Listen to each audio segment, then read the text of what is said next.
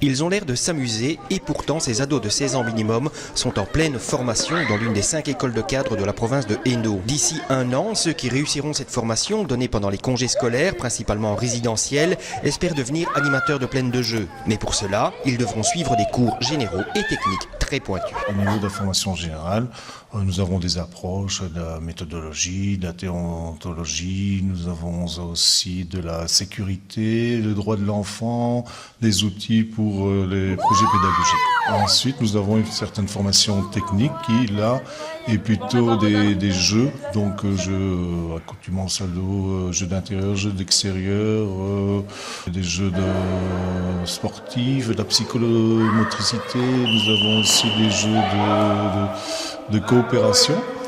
À côté de ces jeux-là, nous avons des expressions d'art dramatique, d'art artistique, donc tout ce qui est décor. Pourquoi décor? Parce que nous avons dans les expressions techniques veillées. L'un des aspects sur lesquels on insiste le plus ici, c'est de veiller à la sécurité des enfants qui leur sont confiés. Le premier point avant l'occupationnel, avant l'amusement, avant d'apprendre des choses, c'est que l'enfant en pleinement sécurité. Bon, au niveau des locaux, d'abord, généralement, les plaines sont des plaines de jeu où tout a été conçu pour éviter les accidents, mais enfin, les enfants bougent, c'est un peu aussi la réalité humaine, et donc, tout doit être axé là-dessus, surtout que vraiment la grosse majorité des accidents sont quand même prévisibles. Il y a un certain nombre de règles à respecter pour éviter les accidents, et donc on doit sensibiliser les futurs animateurs à tous ces aspects. Il y a pas mal d'opportunités d'emploi, et la province de Hainaut a traditionnellement depuis très longtemps cette mission de former,